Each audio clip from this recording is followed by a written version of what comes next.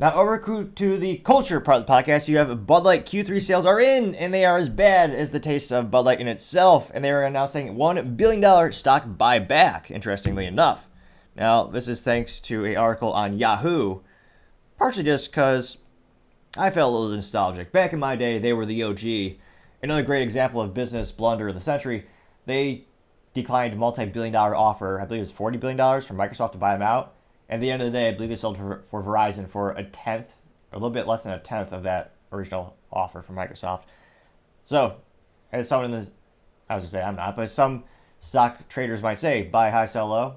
Wait, reverse that. But nevertheless, going to the Yahoo Finance, it looks like Anheuser-Busch InBev, interestingly enough, the shares actually went up after they announced a $1 billion buyback program. Now, interestingly enough, this is something where you see a lot of activists and, well, I guess people with a lot of business acumen or intelligence talk about buybacks being evil and bad. It's quite literally the business thinking that their stock is undervalued, so they're going to buy it, which, an overwhelming majority of the time, does increase the actual cost or the stock price. So they're going to buy about $1 billion of their stock, and they're just going to be executed over the next 12 months, and it will begin almost immediately. This is in regard to a quote from the CFO, Fernando Tannenbaum. Sounds fancy. And they continue to say that Q3 earnings were mixed. Well, of course, with the U.S. sales being the biggest detriment to the company. Now, it looks like U.S. revenue dropped 13.5%, as sales to wholesalers dropped 17.6%, and sales to retailers were down 16.6%. And they claim that that's primarily due to the decline of Bud Light with the flush Q3 2023, when buyers tried to get ahead of higher prices implemented in October by purchasing early. So it looks like even back in the day, there was a little bit of artificial sales in terms of irregular buying patterns. Now, additionally, they noted that, let's see.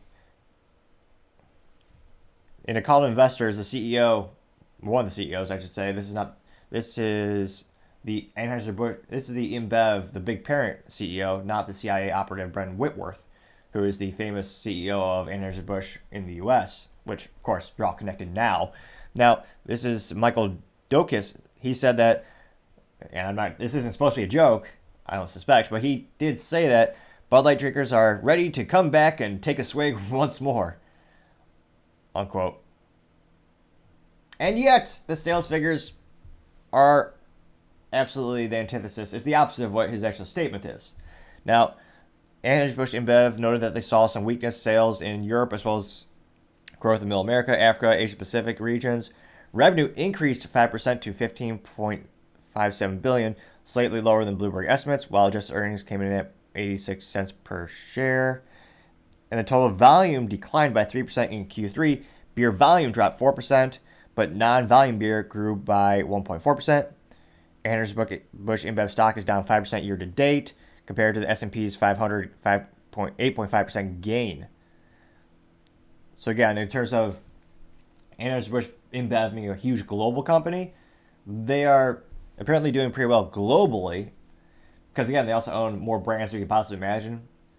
So they perhaps might, Unilever might own more brands than Anheuser-Busch InBev, but they own a myriad of brands, and really the biggest brand that's been having the dent in their sales is Bud Light specifically. A lot of Americans don't realize how many companies are really owned by Anheuser-Busch InBev. I believe there's about 45 different beer brands and labels are owned by them.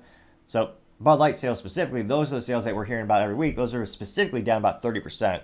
Now the figures that we're going over here, that's the huge parent company. Now the revenue came in at $15.57 billion versus the $15.84 billion that they were expected. Adjusting earnings per share were 86 cents versus the 85 cents per share expected. The volume growth were negative 3.4% versus the expected negative 2.29%. Now the price growth was 8.4% versus 6.94%. Now, when an analyst at Bank of America was asked for comment, Mr. Pastici says, quote, Q3 results point that way With better than expected margins, margin expansion should lead to better and more consistent organic growth over the medium term, unquote. And of course, this company is investing more into marketing than, I think, Coca-Cola. And they're, as I say, in terms of spending money on marketing, Coca-Cola and Pepsi are probably one of the best examples of the volume. Probably not really intended because they also make a huge volume of product, but you see the logos at every event possible, partially because it's the exposure campaign. The more you see the logo for some industries and some items, the more likely you are to buy it.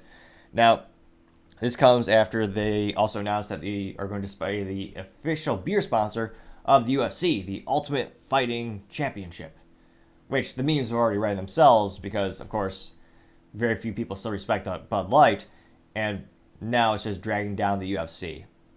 Someone in marketing thought perhaps Dana White could magically just touch Bud Light and make it masculine and cool again. It definitely didn't happen. And in fact, it's quite the opposite. People immediately lost respect for Dana White, who historically was very much not playing politics, so to say. He was basically, F you, we're here to play a sport. We don't want to get involved with this or that. We're here based on merit and all, that's it. And then he claimed that they have their values aligned with the values of Bud Light, which I can only suppose perhaps he's inebriated because someone forced him to drink a Bud Light. I don't suspect he would drink one voluntarily. Very few would, but I suspect giving $100 million is also a contributing factor to that statement. But he's just getting ridiculed on every social media app. So, quite the opposite. Bud Light continues to, what's a good metaphor? A bacteria, a tumor, a virus, similar to the Matrix perhaps. Every brand they touch is getting infected and worse off.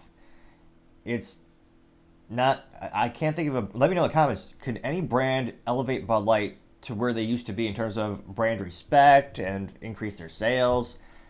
They're paying a lot of money on marketing. They're literally paying people to take their product away with the mail-in rebates, as well as these sweepstakes where they do it on the social media in a futile attempt to gain some favor, which I subsequently think is not working, because if you examine the profiles of who actually does those stupid sweepstakes, all those profiles do is they do every sweepstakes. It's not because they're fans of Bud Light, they just want free stuff, which is why I'm always skeptical when it comes to those types of freebies if it's not highly correlated to your specific company's proficiencies, or you're not, it can get hard to measure, really hard to really gain an ROI out of that pretty quickly when it comes to some of those sweepstakes. So it'll be interesting to see.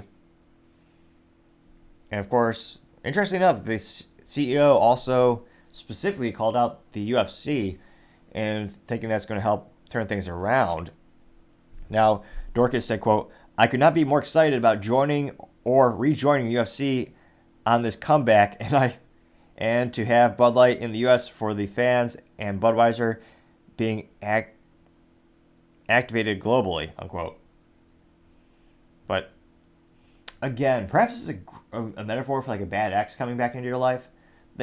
The relationship was great in the very beginning because you both believed in each other, but then subsequently you moved away, and then they're trying to buy their way back in with diamonds or whatever idiots buy these days.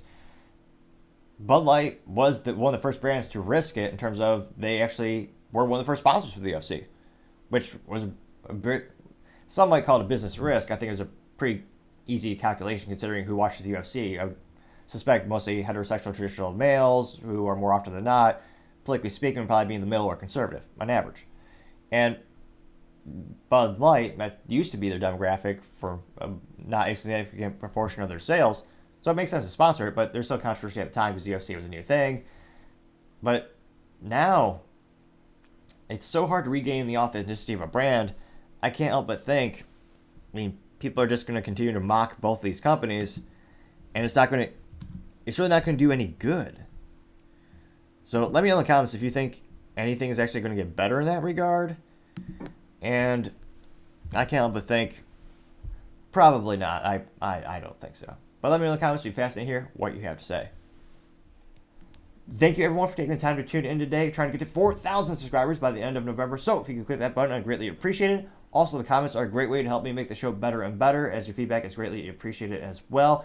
Also, and lastly, don't forget to take the time to tell your family, tell your friends, tell your coworkers, heck, tell your enemies, tell anyone and everyone Just stay safe and fight the good fight.